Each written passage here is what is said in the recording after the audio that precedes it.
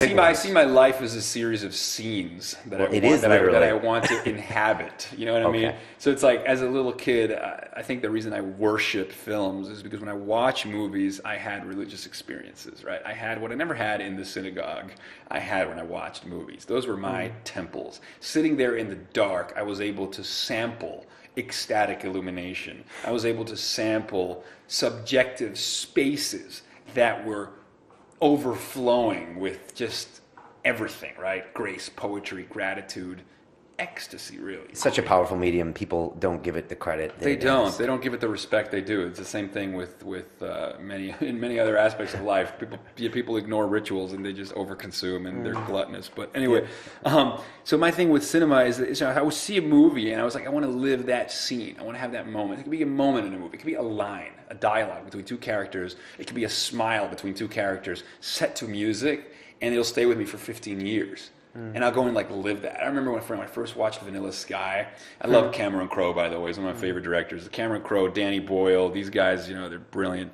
Obviously, the director of Inception, Christopher Nolan, is brilliant as well. But when I first watched Vanilla Sky, here was a movie about love, about the longing for love, about the longing to transcend our loneliness. It was also a science fiction movie about the desire to transcend our mortality. I mean, the guy gets cryogenically frozen and thrust into a virtual reality environment that is like a lucid dream that's sculpted moment to moment.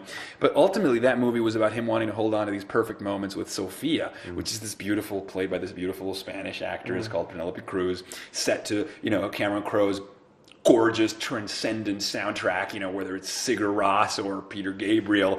Every frame between these two characters was just enhanced by this music. I wanted to live inside that lucid dream with her. I wanted to literally be him with her. I wanted to be around her voice, her accent, that smile.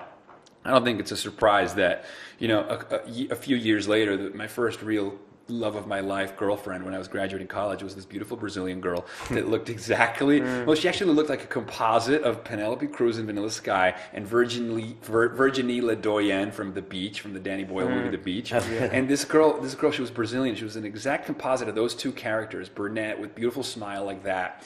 And she had the accent of Penelope Cruz in Vanilla Sky. And I would have her feed me lines from the movie. No way. Oh, absolutely. We would lie down in bed, like lying down on the pillow, having like pillow talk. And I'd always have my camera. Back then it wasn't as high res as now, but it almost gave it like a vintage quality. It was like, it was like Instagram before there was Instagram for video with like the blurry footage. And I would film her and I'd be like, oh yeah, tell me. I would feed her lines from the movie, and it was just so haunting to watch that now. I don't think it's twisted at all. You feel like you manifested that, like you absolutely brought that, it completely felt like some kind of like cosmic manifestation. When you notice those moments. It was like I wanted to have those moments so bad. And here's the thing: I believed that it was possible. You have to believe, otherwise you have to believe.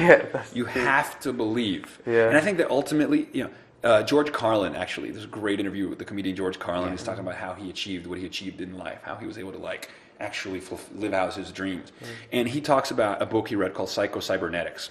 And that book was saying that the brain is essentially a machine, a goal-achieving machine, a reality-creating machine. And Psycho-Cybernetics talks about the power of creating impressions that put patterns in your brain that orient the direction that it goes in. So he was saying, for example, like when he sees something cool, or when he thinks of something cool, he writes it down, or he takes a picture. So that's like the first impression is, I thought of something cool, or I see something beautiful, inspiring. That's the first impression. The second impression is, take a picture of it, or write it down. That's like, mark the moment. Second impression, take a picture, write it down. The third impression is, later on that day, look at the picture you took, look at what you wrote down. That's the third impression. So that's three impressions, right? You had the epiphany, you wrote it down, or you took a picture of it. Number two. Three, you reflect upon it later. After that third impression, you've literally primed your brain with like a kind of archetype for that it will then unconsciously be on the lookout for. And I think serendipity is just filling patterns unconsciously and then having moments in which it seeps into consciousness. Because what will happen is, you have the idea, one impression, you write it down, take a picture, second impression, third impression, you think about it later. Let's say it was the girl in the movie. I watched the movie, I thought about the movie, I wrote down of the movie, later I reflected upon the movie. 3 months later, I meet a girl at the bar. She looks just like the girl from the movie, and she talks just like the girl from the movie. And oh my God, how did this happen? Well, your brain was you might have met her and not noticed her if you hadn't primed yourself with the whole psycho-cybernetics technique with the kind of multiple impressions. So I think there's something to that. There's something about believing that you can create your reality and at least priming your brain to do that. And then your brain will just it'll put the pieces together because the raw material is there.